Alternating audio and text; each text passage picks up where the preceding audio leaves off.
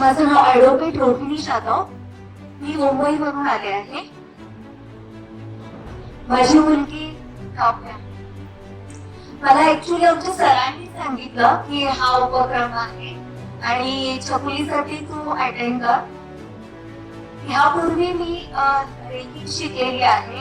3rd लेवलची degree पर्यंत केलेलं आहे. त्याबरोबर बरेचशी लॉ ऑफ अट्रॅक्शनचे कोर्सेस केलेले आहेत. त्यामुळे मला 7 चक्रास काय असतात, मेडिटेशन काय असतं त्याचं थोडंफार ज्ञान होतं.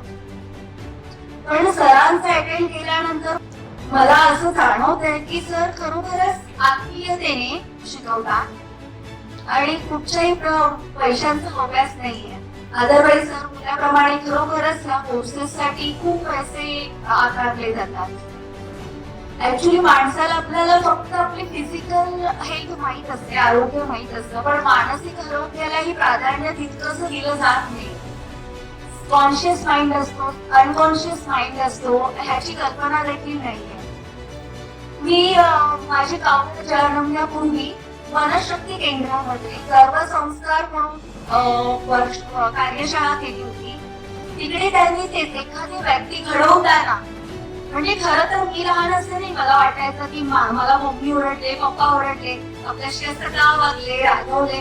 तर आपण जेव्हा पालक असू तेव्हा आपल्याला योग्य पालकत्व कसं नाकारता येईल आणि मुलांची जडणघडण कशी करता येईल त्यासाठी काहीतरी शिकवावं कोणी, कार्यशाळा असावी असं वाटायचं. तर ते मला जेव्हा छकुलीच्या वेळेस मनशक्ती केंद्रामध्ये गर्भसंस्कार म्हणून एक कार्यशाळा होती ती मी तेव्हा अटेंड केली होती. त्यावेळेस हे left brain side, right brain side हे 90% ऍक्टिव्ह असतं, राईट ब्रेन, त्या सगळ्या गोष्टी शिकले होते.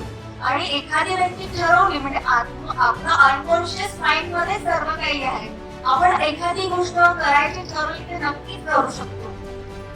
त्यावेळेस आम्हाला एक उदाहरण दिलं होतं. झाकीर हुसेन म्हणजे ज्या वेळेला त्यांची मम्मी प्रेग्नेंट असताना त्यांच्या वेळी तबला वाजवायची. आपण एक कथा ऐकली होती की अभिमन्यू पोटात असताना त्याच्या आईने चक्रव्यूहची कथा ऐकली होती आणि ती अभिमन्यूने ते ग्रहण केली होती.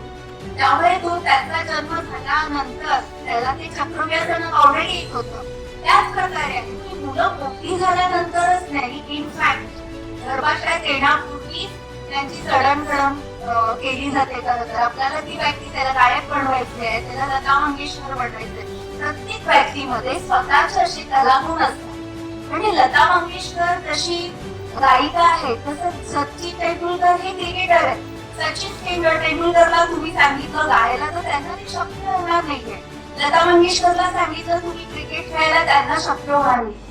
ह्या वर्कशॉप मध्ये, कार्यशाळेमध्ये आपल्याला हे शिकता येतं की आपल्याशी ओळख, आपल्यामध्ये सुप्त गुणांची ओळख होते आणि आपल्याला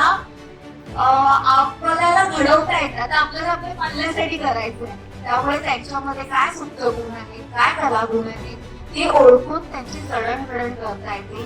त्या गोष्टीसाठी सरांसारख्या कार्यशाळेचा खूप मोठा सिंहाचा वाटा आहे असं मला वाटतं.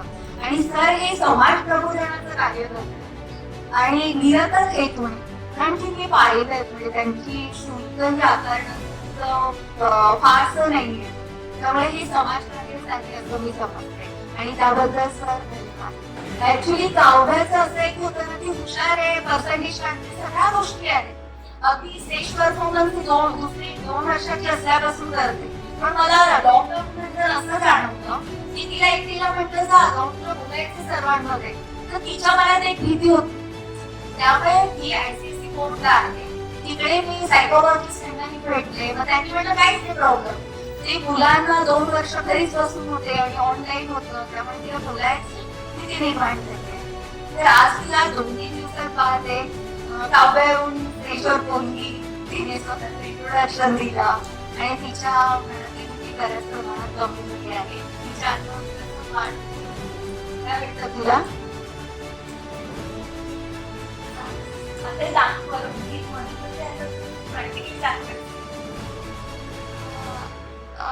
हो, आता माझा कॉन्फिडन्स वाढला आहे आणि मी आणि बोलू शकत आहे आता लोकांची न घाबरता.